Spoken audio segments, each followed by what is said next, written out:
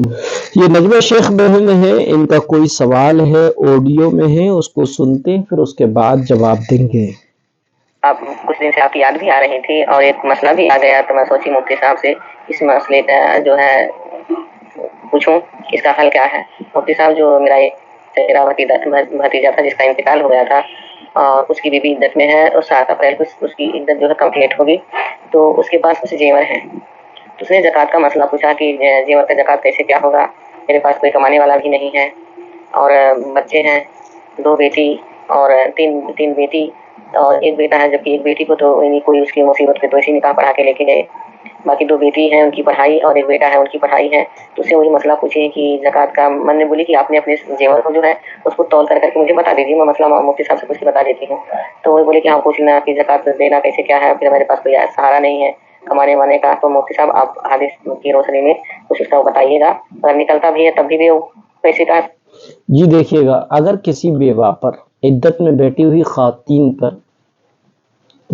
زیورات ہیں، وہ چاہے استعمالی ہوں چاہے بچیوں کی شادی کے لیے رکھے ہوں، اگر وہ زیورات سونا ہی سونا ہے تو مکمل 7.5 تولہ ہونا چاہیے، یا پھر 7.5 تولہ سونا نہیں ہے بلکہ چاندی ہے تو چاندی 52.5 تولہ چاندی ہونا چاہیے۔ اور تیسری شکل یہ کہ تھوڑا سا سونا ہے، تھوڑا سی چاندی ہے، تھوڑا سا کیش ہے، تو ایسی صورت میں تینوں کی قیمت لگا لیں گے، سونا جتنا ہے اس کی قیمت لگا لیں گے، چاندی جتنی ہے اس کی قیمت لگا لیں گے،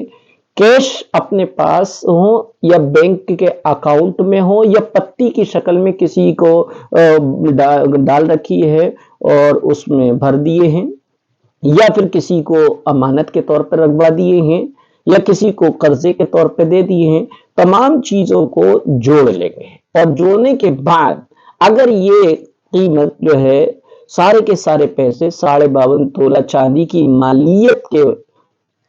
برابر ہو جاتے ہیں اور ان کا سال بھی گزر گیا اور کسی طرح کا کوئی قرضہ نہیں ہے، اور قرضہ ہے تو اس قرضے کی ادائیگی کی رقم کو الگ کر کے پھر بھی 52.5 تولہ چاندی کی مالیت کے اعتبار سے مال ہے تو زکوٰۃ واجب ہوگی، زکوٰۃ دینا پڑے گی، اور زکوٰۃ جو ہے 2.5% ہوتی ہے، اور اللہ تعالیٰ آپ کے راستے کھولے گا، آپ اللہ کے حکم کو پورا کریں گی، اللہ تعالیٰ آپ کو غیب سے روزی اور رزق کے اسباب پیدا فرمائے گا۔ لہذا دل میں ذرہ برابر بھی یہ خیال نہ لے کر آئیے کہ میرے پاس جو زیورات ہے، جو مال ہے، وہ میری بچیوں کا ہے، میں اگر اس کو زکوٰۃ دے دوں گی تو پھر میرا کوئی کمانے والا بھی نہیں ہے اور کسی طریقے سے کیا ہوگا۔ رازق اللہ ہے، اگر زکوٰۃ فرض ہو رہی ہے تو آپ زکوٰۃ ادا کریں، ورنہ تو زکوٰۃ نہ ادا کرنے پر قرآن اور حدیث میں سخت وعیدیں آئی ہیں، اور انسان بندہ مومن زکوٰۃ ادا نہ کر کے، زکوٰۃ نہ دے کر گنہگار بھی ہوتا ہے، اس لیے زکوٰۃ واجب ہے، زکوٰۃ کی ادائیگی بے حد ضروری ہے۔